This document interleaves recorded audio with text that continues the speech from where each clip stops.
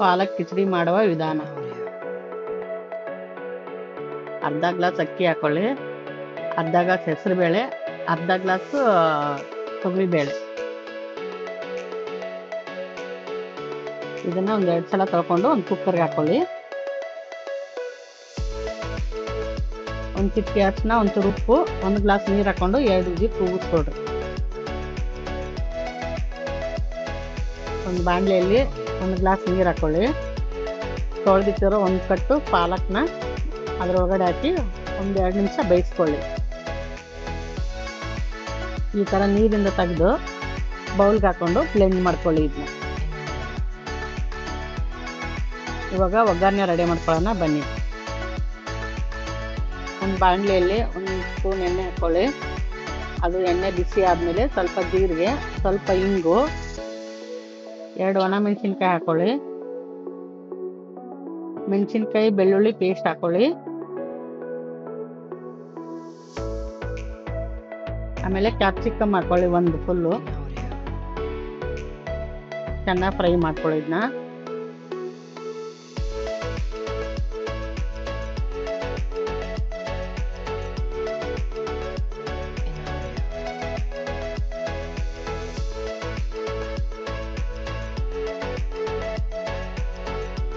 ಎರಡು ಟೊಮೆಟೊನ ಸಣ್ಣಗೆ ಕಟ್ ಮಾಡಿ ಹಾಕಿ ಚೆನ್ನಾಗಿ ಫ್ರೈ ಮಾಡ್ಕೊಳ್ರಿ.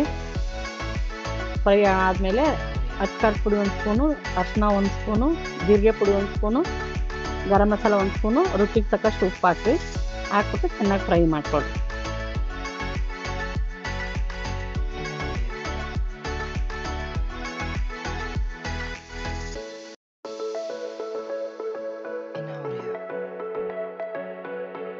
ಬ್ಲೆಂಡ್ ಮಾಡ್ಕೊಂಡಿರೋ ಪಾಲಕ್ನ ಹಾಕ್ಬಿಟ್ಟು ಚೆನ್ನಾಗಿ ಫ್ರೈ ಮಾಡ್ಕೊತಾ ಇದ್ದೀನಿ.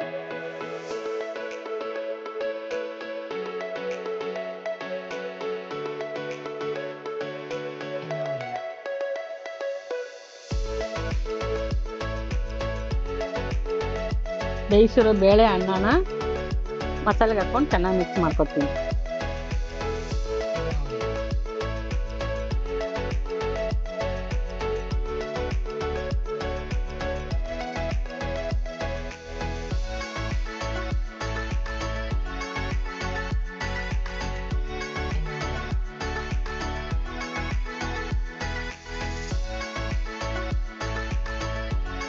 ಇನ್ನೊಂದು ಒಗ್ಗರಣೆ ಹಾಕೊಳ್ಳೋಣ. 1 ಸ್ಪೂನ್ ಎಣ್ಣೆ, ಒಂದು ಸ್ವಲ್ಪ ಜೀರಿಗೆ, 1-2 ಒಣಮೆಣಸಿನ್ಕಾಯಿ, ಒಂಚೂರು ಅಚ್ಚ ಖಾರದ ಪುಡಿ, ಒಂದು ಸ್ವಲ್ಪ ಅರಿಶಿನ ಹಾಕೊಂಡು ನೀಟಾಗಿ ಮಿಕ್ಸ್ ಮಾಡಿ ಅದಕ್ಕೆ ಹಾಕೊಳ್ಳಿ.